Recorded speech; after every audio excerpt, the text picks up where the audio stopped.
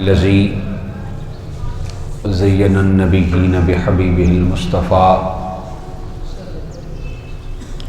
ومن على المؤمنين بنبيه المجتبى والصلاة والسلام على سيدنا محمد خير الورى وعلى آله وأصحابه المتأدبين بالتقوى اما بعد فاعوذ باللہ من الشیطان الرجیم بسم اللہ الرحمن الرحیم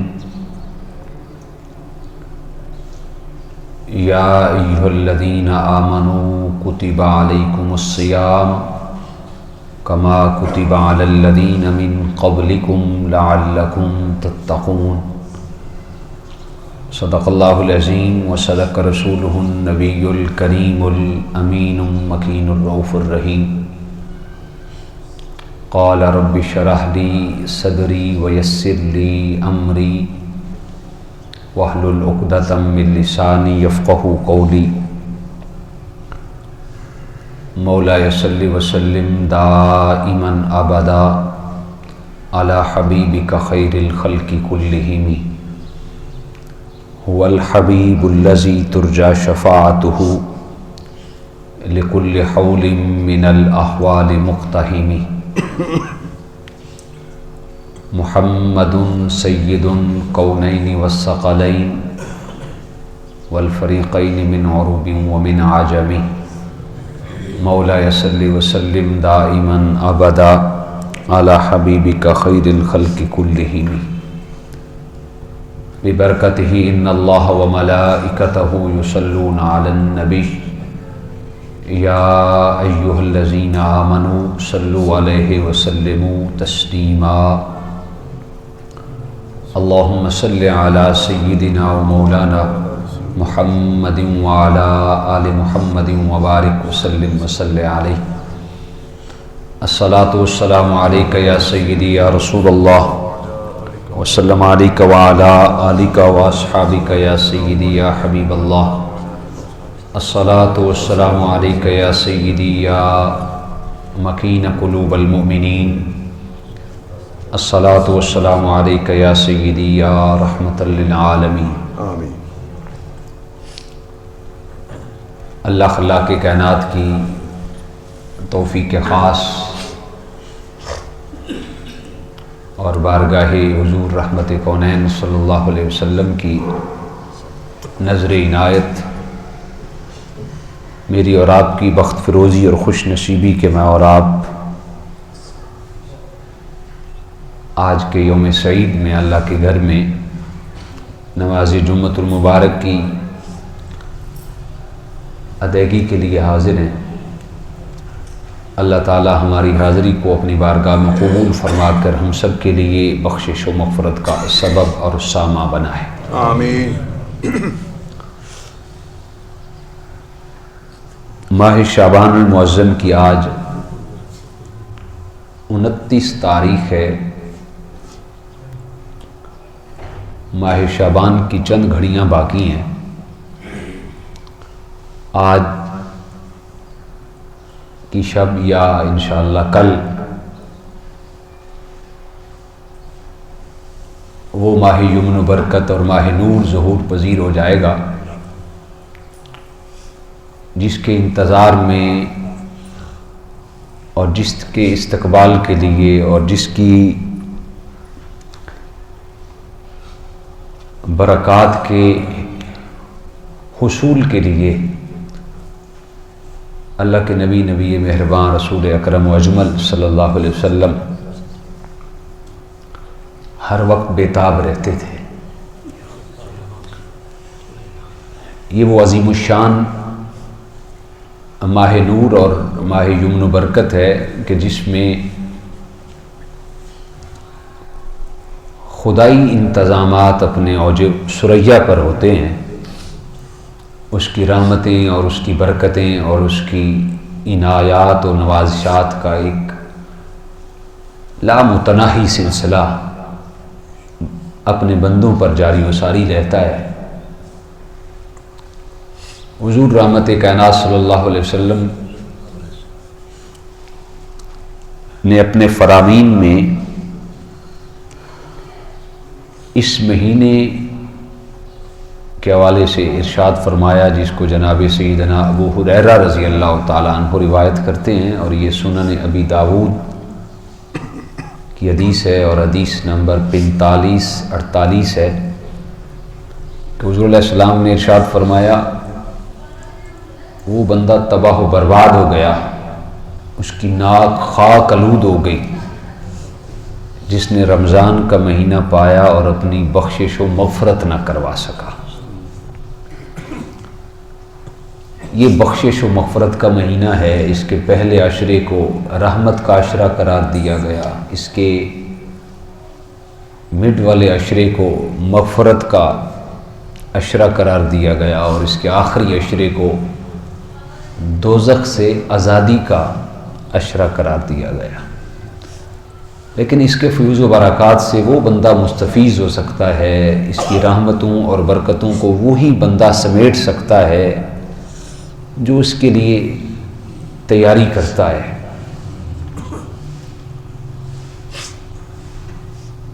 ماہ رمضان المبارک کی آمد ہے، اس کی تیاری کے حوالے سے آج کے اس خطبہ جمعہ میں ہم کچھ پوائنٹس ایک دوسرے کے ساتھ ڈسکس کریں گے، تاکہ اس مہینے کی جو رحمتیں اور برکتیں ہیں ان سے ہم کما حق کو لطف اندوز ہو سکیں۔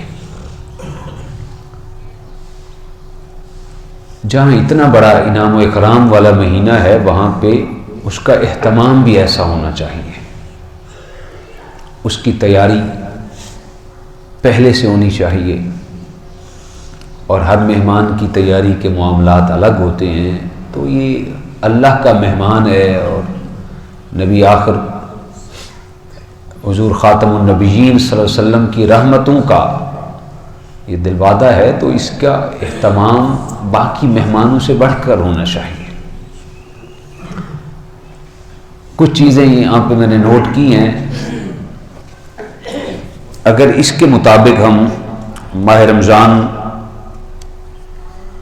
کا استقبال کریں اور اس کی تیاری میں ہم مصروف ہو جائیں، تو میرا خیال ہے کہ ہم ماہ رمضان کی رحمتوں اور برکتوں سے کما حق کو مستفیض ہو سکتے ہیں۔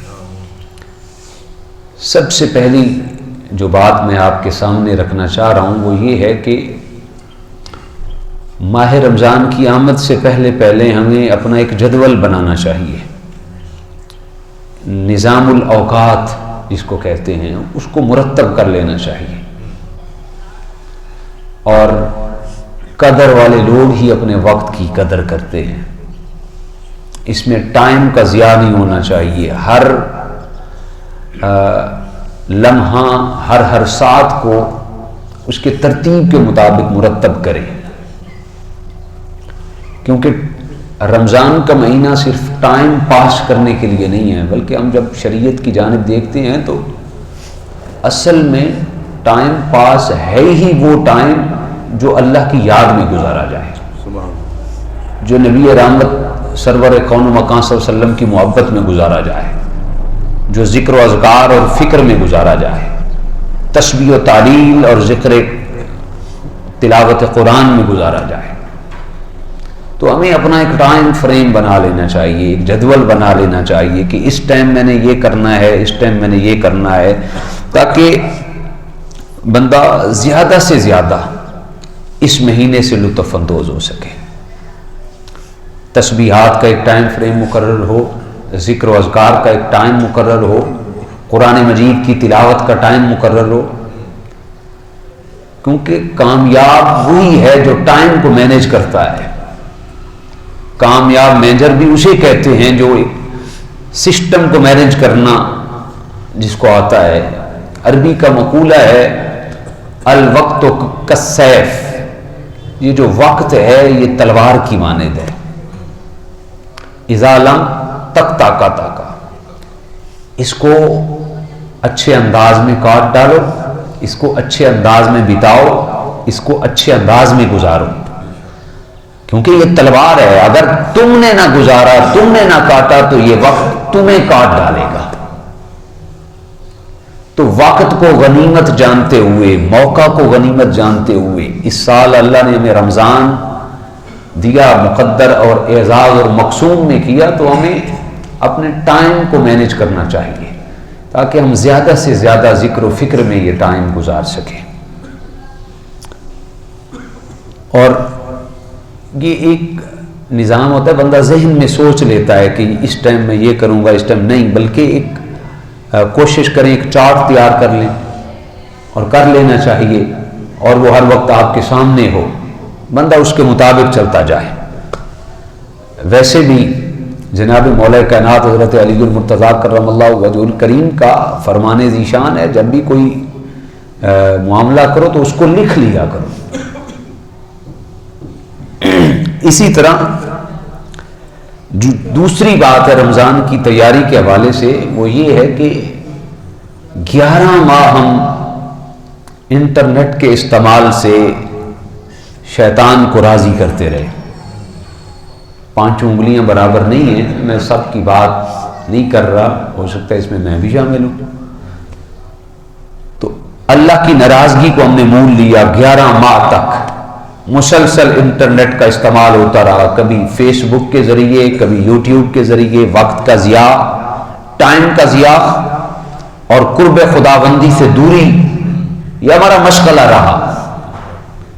تو یہ مہینہ اللہ نے ہمیں عطا کیا ہے، تو کم از کم اس مہینے کو، اس کی جو کامل اس کے تقاضے ہیں ان کو بروئے کار لاتے ہوئے ہمیں انٹرنیٹ کا جو استعمال ہے یا تو اس ایک مہینے میں بند کر دینا چاہیے یا اس کے استعمال کا ایک طریقہ وضع کر لینا چاہیے۔ میں نے استعمال کرنا ہے تو کیسے کرنا ہے؟ دینی بیانات اگر آپ سنتے ہیں تو اس کو سنیں، بالکل سننے چاہیے۔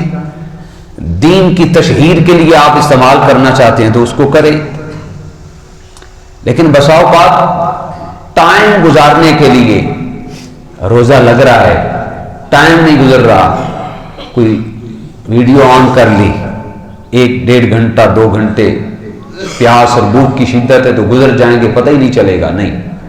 اور ہمارے ہاں تو آج کل 11 ماہ جو لوگ دین سے کوسوں دور ہوتے ہیں، پھر وہ رمضان کے مہینے میں آ کر دین سکھا رہے ہوتے ہیں، کبھی افطار ٹرانسمیشن کے نام پر تو کبھی سحر ٹرانسمیشن کے نام پر، جو اپنے جسم اور اپنے لباس سے بھی بیگانے ہوتے ہیں اور وہ دین کے مسائل پہ ڈسکس کر رہے ہوتے ہیں، اور وہ دین دار لوگوں کو ایک غیر فرسودہ مزاج اور ذہن کے قرار دے کر اپنی لاجک اور اپنے عقل کو عوام پہ لاگو کرنے کی کوشش کر رہے ہوتے ہیں۔ دین اتنا بیگانہ نہیں ہے کہ دین کو ایسے لوگوں کی ضرورت۔ ہاں، آپ کسی اچھے سکالر کا جو مستند عالم دین اور صحیح العقیدہ عالم دین ہے، اس کو کوئی پروگرام لگتا ہے تو اس کو آپ سنیں، سحر ٹرانسمیشن ہے یا افطار ٹرانسمیشن ہے۔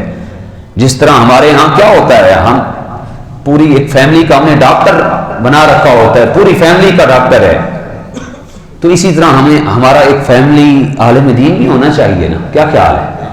جس طرح فیملی ڈاکٹر ہے، جس طرح وہ فیملی ڈاکٹر جسمانی صحت کا ضامن ہوتا ہے، تو اس طرح جو فیملی عالم دین ہے یہ آپ کے صحت، آپ کے عقیدے کی صحت کا ضامن ہوتا ہے۔ تو اس ماہ مکرم کی تیاری میں جو دوسرا نقطہ میں نے آپ کے سامنے رکھا وہ انٹرنیٹ کی بندش ہے یا اس کا صحیح استعمال ہے۔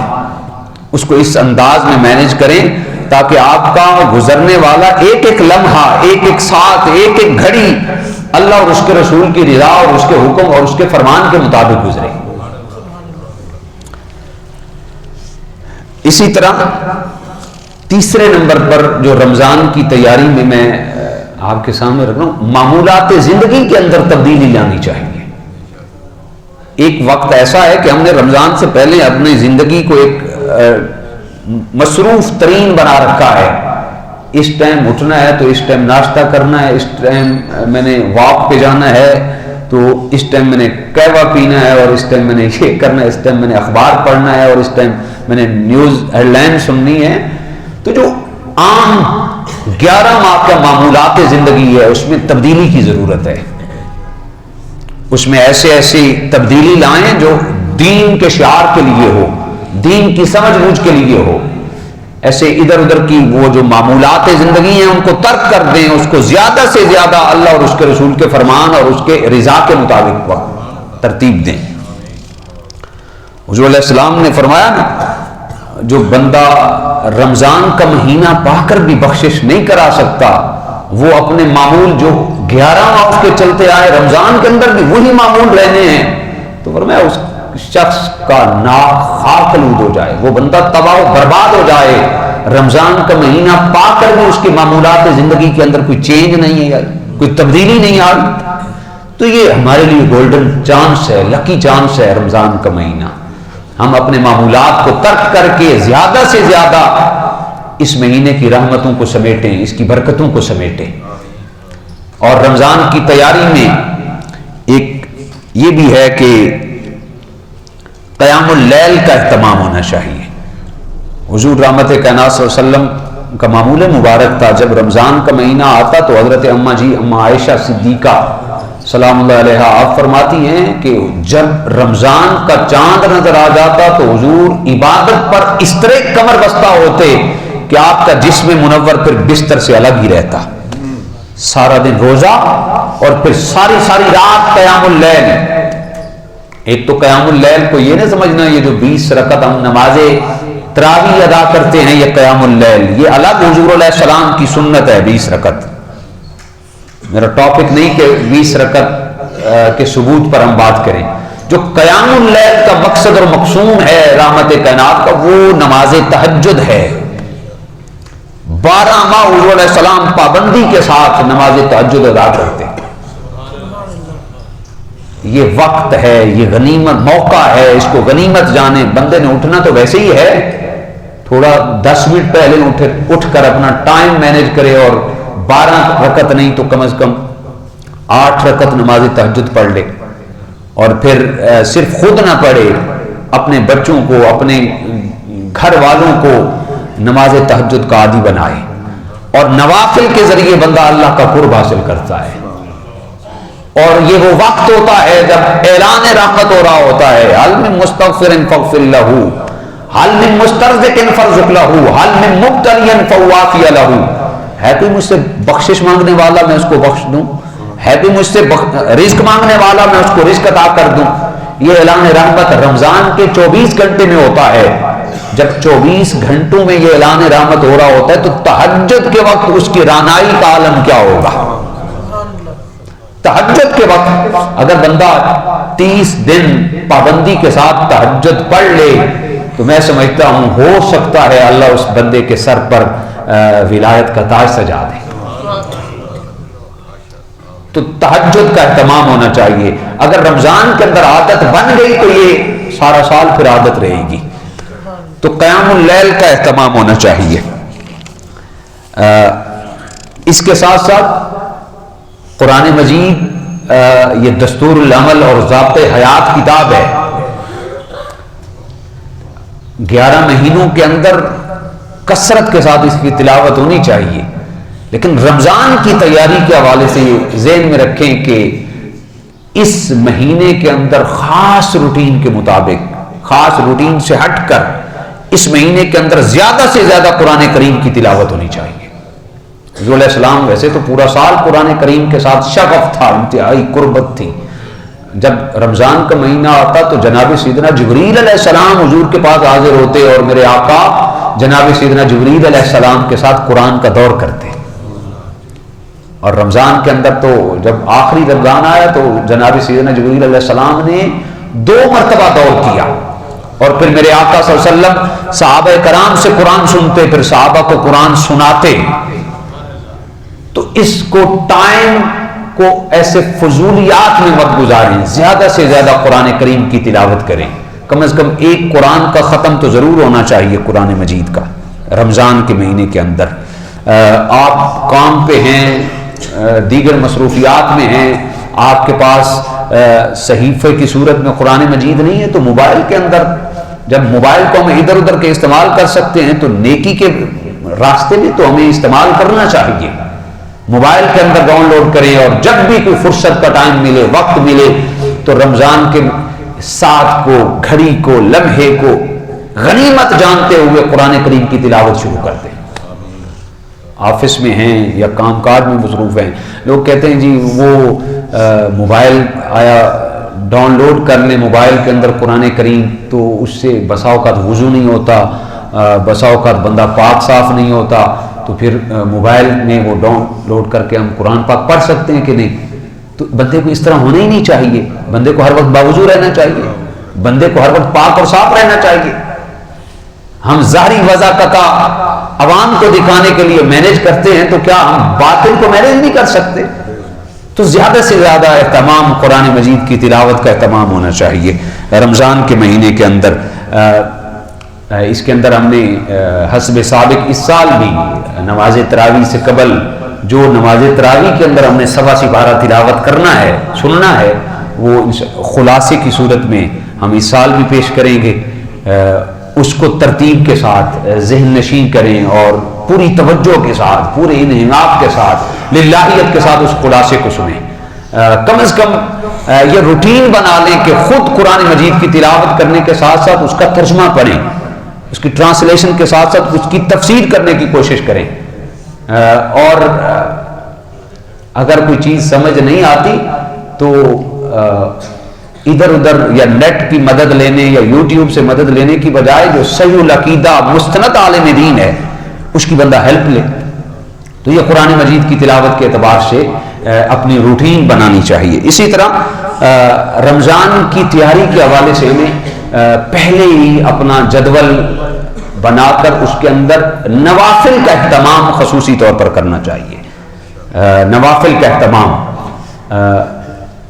حضور رحمت کائنات صلی اللہ علیہ وسلم نے ارشاد فرمایا کہ جو اللہ کا قرب حاصل ہوتا ہے وہ نوافل کے ذریعے حاصل ہوتا ہے۔ کل قیامت کے دن ایک بندہ اللہ کی بارگاہ میں حاضر کیا جائے گا، اس کے فرائض میں کمی ہوگی، جب اس کے فرائض میں کمی ہوگی تو اس فرائض کی کمی کو نوافل کے ذریعے پورا کیا جائے گا۔ اور رمضان کا مہینہ تو ویسے ہی موسم بہار ہے، اس میں جب جو بندہ فرض پڑھتا ہے فرض کا ثواب 70 گنا زیادہ کر دیا جاتا ہے، اور نوافل کا جو ثواب ہے وہ فرائض کے برابر کر دیا جاتا ہے۔ نوافل ادا کرنے سے رزق میں برکت ہوتی ہے، نوافل ادا کرنے سے عمر میں برکت ہوتی ہے، نوافل ادا کرنے سے صحت میں برکت ہوتی ہے، بندے کی معاشرت میں برکت ہوتی ہے، بندے کے مزاج کے اندر خدائی رحمتوں اور نوازشات و عنایات کا نزول ہوتا ہے۔ تو نوافل کا اہتمام، صلاۃ التسبیح کا اہتمام کریں۔ روزانہ نہیں پڑھ سکتے تو کم از کم ہر جمعۃ المبارک کے دن صلاۃ التسبیح کا اہتمام ہونا چاہیے۔ رمضان کی تیاری یہ شروع میں کر لیں۔ اسی طرح رمضان سے پہلے رمضان کے ہر لمحے کو قیمتی بنانے کے لیے عمومی طور پر ہم رمضان کی جو راتیں ہیں وہ شاپنگ میں گزار لیتے ہیں۔ رمضان سے پہلے، اگر ابھی تک نہیں کی تو ابھی کر لیں، رمضان سے پہلے اپنی عید کی جو شاپنگ ہے، عید کے بعد شادیاں وغیرہ بھی ہوتی ہیں، ان کی جو شاپنگ ہے وہ رمضان سے پہلے کر لیں۔ اگر روزے کے ساتھ آپ بازار جائیں گے تو ایک تو گرمی ہوگی، اوپر سے روزہ ہوگا، گرمی کا احساس الگ ہوگا اور بد نگاہی الگ ہوگی۔ بد نگاہی سے بچنے کے لیے، گرمی سے بچنے کے لیے، روزے کو کامل ادا کرنے کے لیے اور روزے کے افادیت سے لطف اندوز ہونے کے لیے اپنی جو مصروفیات شاپنگ کی ہیں وہ رمضان سے پہلے بندے کو ادا کر لینی چاہیے۔ ویسے بھی بازاروں کے اندر جانا ہی حضور علیہ السلام کو پسند نہیں تھا۔ حضور علیہ السلام جناب حضرت ابو ہریرہ راوی ہیں، یہ مسلم کتاب المساجد کی حدیث پاک ہے، رحمت کائنات صلی اللہ علیہ وسلم نے ارشاد فرمایا کہ اللہ کے نزدیک جو سب سے پسندیدہ جگہیں ہیں وہ مساجد ہیں، اور جو سب سے ناپسندیدہ جگہیں ہیں وہ بازار ہیں۔ تو رمضان سے پہلے ضرورت ہے، تقاضے ہیں، ہم نے جانا تو ہے ہی ہے بازار میں جانا، اب اس کے علاوہ کوئی چارہ نہیں ہے، تو اس کو مینیج کریں۔ رمضان کا لمحات اس کو شاپنگ میں یا دیگر ادھر ادھر کے معاملات میں نہ گزاریں، بلکہ اس سے پہلے اس قسم کے معاملات بندہ ادا کر لے۔ اسی طرح رمضان کی تیاری کے حوالے سے یہ ہمارے پاس ایک لکی اور گولڈن چانس ہے کہ ہم مساجد کو وقت دینا شروع کریں۔ اس کا ایک مساجد کے اندر اللہ کے فرشتے ہوتے ہیں، فرشتوں کا جس بندے کو قرب میسر آ جائے، اللہ اکبر. اور پھر حضور رحمت کائنات صلی اللہ علیہ وسلم مسجد کو بڑا پسند کرتے تھے. مسجد کے ساتھ حضور علیہ السلام کا بڑا ہی لگن تھا. حضور علیہ السلام نے فرمایا جس نے مسجد کو آباد کیا اللہ اس کے دل کو آباد کرتا ہے، اللہ اس کی زندگی کو آباد کرتا ہے. اور عربی کا مقولہ ہے المؤمن فی المسجد کالسمک فی الماء. ملا علی قاری نے مرقات کے اندر لکھا اس مقولے کو کہ مومن جو ہے یہ مسجد میں لذت اور سکون محسوس کرتا ہے. کیسے جی؟ کالسمک فی الماء، جس طرح پانی مچھلی میں سکون محسوس کرتی ہے نا جی، پانی کے اندر جب مچھلی ہو تو مچھلی کو سکون میسر آتا ہے، تو مومن کو مسجد میں سکون آتا ہے. رمضان کے مہینے کو رحمتیں سمیٹنے کے لیے، برکات کے اصول کے لیے وقت نکال کر مساجد کو ٹائم دیں. اگر اس مہینے کے اندر آپ کی روٹین بن گئی کہ نماز پنجگانہ باجماعت کی ادائیگی، اور پھر جو رمضان کے مہینے میں دروس قرآن کا سلسلہ، دروس حدیث کا سلسلہ وقت دینا شروع کر دیا، تو یہ ایک مومن کی نشانی ہے کہ مومن مسجد کو ٹائم دیتا ہے. حضور علیہ السلام نے یہاں تک ارشاد فرمایا جس بندے کو تم مسجد سے آتے جاتے دیکھ لیا کرو تو اس کی گواہی دے دیا کرو، وہ پکا مومن ہے. اور جو منافق کی پہچان علماء نے بیان کی، والمنافق فی المسجد کالطیر فی القفص، منافق مسجد میں سکون محسوس نہیں کرتا.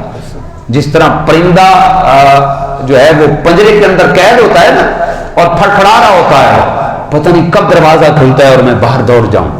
تو منافق ادھر ادھر ہی دیکھتا رہتا ہے، نہ اس کو خطبے کی چاشنی میسر آتی ہے، نہ اسے نماز کی چاشنی میسر آتی ہے، اور نہ اسے خیال ہی نہیں ہوتا، عقل کا دروازہ بند کر کے بیٹھتا ہے. علم کا حصول کے لیے یہی ہے نا، علم تبھی حاصل ہوتا ہے جب بندے کے ذہن کا دروازہ کھلا ہو. جب دروازہ ہی بند ہے تو اندر علم کے نور نے جانا کیسے ہے؟ یہ منافق کی پہچان ہے اور منافق کی نشانی ہے، جبکہ مومن مسجد میں سکون محسوس کرتا ہے. تو یہ رمضان کی تیاری کے حوالے سے وقت کو مینیج کرنے کے، مساجد کو وقت دیں. اگر یہ عادت بن گئی تو رمضان کے بعد بھی پھر 11 ماہ آپ مسجد کو وقت دیتے رہیں گے. اسی طرح رمضان کی تیاری کے حوالے سے صدقے کا اہتمام ہونا چاہیے. رمضان کے اندر عمومی طور پہ ہر بندہ ہی چاہتا ہے کہ میں جو صدقات ہیں وہ رمضان کے اندر نکالوں تاکہ زیادہ سے زیادہ اس کا فائدہ میسر آئے. ایک یہ ہے کہ بندہ خود صدقہ نکالے، ایک ہے کہ بندہ اپنے بچوں کے ہاتھ سے وہ صدقہ نکلوائے تاکہ بچوں کے اندر ترغیب و ترہیب پیدا ہو. حضور رحمت کائنات صلی اللہ علیہ وسلم نے ارشاد فرمایا کہ ایک صدقہ وہ ہے جو بندہ اللہ کے راستے میں کوئی درہم خرچ کرتا ہے، ایک درہم وہ ہے جو بندہ کسی فقیر کو دیتا ہے جہاں تک صدقے کا معاملہ ہے، اور ایک درہم وہ ہے جو بندہ اپنے اہل و عیال پہ خرچ کرتا ہے. تو رحمت کائنات صلی اللہ علیہ وسلم نے فرمایا ان میں سب سے بہترین صدقہ، سب سے بہترین خرچ اور سب سے بہترین مصرف یہ ہے کہ بندہ وہ صدقہ اپنے اہل و عیال پہ کرے، اپنے بچوں پہ صدقہ کرے، اپنی مسز پہ، اپنی خواتین امور خانہ داری پہ خرچ کرے. تو یہ بہترین صدقہ ہے. اور پھر آس پاس کے ہمسایوں پہ صدقات دیں. ہم اپنی افطاری اور دیگر لوازمات اور سارے مینیج کرتے ہیں تو آس پاس کو بھی دیکھیں. ایسا ضروری ہے آپ کے پاس کچھ سادات رہتے ہیں تو سادات اور ان پہ صدقہ نہیں لگ سکتا تو یار گفٹ کی صورت میں، تحفے کی صورت میں آپ ان کو کچھ دے دیں اگر غریب ہیں، پسماندہ ہیں. اسی طرح جو دیندار لوگ ہیں ان کو صدقے کی ترغیب اور تحریب ہونی چاہیے. اسی طرح رمضان کی تیاری کے اعتبار سے یہ بات بھی آپ کے ذہن میں ہونی چاہیے کہ کھانے کی جو مقدار ہے اس میں ہم کمی کر لیں. عمومی طور پہ ہم رمضان میں کھانا بڑھا دیتے ہیں جبکہ اس میں کمی ہونی چاہیے. کھانے کی مقدار میں، پینے کی مقدار میں زیادہ کھانے سے، زیادہ پینے سے بندے کے اندر سستی پیدا ہوتی ہے. جب سستی پیدا ہوئی تو عبادات سے محرومی. افطاری کے وقت ہم زیادہ زور پینے پہ لگا دیتے ہیں تو نماز عشاء بڑی مشکل پڑی جاتی ہے، تراویح بڑی مشکل پڑی جاتی ہیں. تھوڑا کھائیں تاکہ زیادہ سے زیادہ عبادت کر سکیں. کھانے کی مقدار میں، پینے کی مقدار میں کمی ہونی چاہیے اور سحری کرنا اپنا معمول بنائیں. بسا اوقات لوگ ساری رات جاگتے رہتے ہیں، پھر سحری کا وقت ہوتا ہے بغیر سحری کیے لوگ سو جاتے ہیں. سحری کرنا یہ حضور رحمت کائنات صلی اللہ علیہ وسلم کی سنت بھی ہے اور سحری کرنا برکت بھی ہے. اس کے ایک ایک لقمے کو اگر بندہ زیادہ نہیں بھی کھا سکتا, پانی کا ایک گھونٹ پی لے تو وہ بھی اس کے لیے بہت بڑا بار گراں ہے. تو اسی طرح رمضان کے اعتبار سے یہ ہے کہ قیلولہ کا اہتمام ہونا چاہیے. قیلولہ دوپہر کے وقت تھوڑی دیر آرام سرگانے کے لیے بندہ جب سو جاتا ہے ظہر کی نماز سے پہلے یا ظہر کی نماز کے بعد, چاہے بندے کو آدھا گھنٹہ مل جائے, قیلولے کو اپنا ایک روزانہ کی بنیاد پر معمول بنانا چاہیے. حضرت حفصہ رضی اللہ تعالیٰ عنہ اس کی راویہ ہیں, رحمت کائنات صلی اللہ علیہ وسلم نے ارشاد فرمایا جب بندہ قیلولہ کرتا ہے تو قیلولے کرنے کا جو فائدہ ہے وہ قیلولہ جو ہے یہ انسان کو تہجد کے وقت بیداری میں فائدہ دیتا ہے. جب بندہ قیلولہ کرتا ہے تو اس کا تہجد کے وقت اٹھنا اس کے لیے آسان ہو جاتا ہے. اگر بندہ 15-20 منٹ 25 منٹ آدھا گھنٹہ جتنا ٹائم میسر آئے قیلولہ کر لے تو اس کا سارا دن بڑی بہترین گزرتا ہے. وہ پچھلے ٹائم کی ساری عبادات بھی بڑے اچھے طریقے سے کر سکتا ہے, قیام اللیل بھی کر سکتا ہے, نوافل کا اہتمام بھی کر سکتا ہے, اور پھر سب سے بڑھ کر تہجد کے وقت اس کا اٹھنا بھی اس کے لیے آسان ہو جاتا ہے. آپ اس بات سے ایگری کریں گے, ہم جو مسلمان ہیں ہم حضور رحمت کائنات کی سیرت سے کوسوں دور ہیں. آج بھی جو غیر مسلم ہیں وہ روزانہ کی بنیاد پر اپنے آفس کے اندر آدھا گھنٹہ لوگوں کو ریسٹ کرنے کے لیے دیتے ہیں. وہ قیلولہ ہے, اس سے بندے کے اندر ایک نئی جان آ جاتی ہے. کیوں؟ اس کے اندر حضور رحمت کائنات صلی اللہ علیہ وسلم کی سنت کا نور شامل ہے. اور سب سے اہم اور آخری بات رمضان کی تیاری کے حوالے سے ان سارے امور کے اندر اخلاص شامل ہونا چاہیے. بندے کی نیت خالص ہونی چاہیے. جہاں رمضان کی تیاری میں یہ سارے امور سر انجام دیں ان میں اخلاص شامل ہو.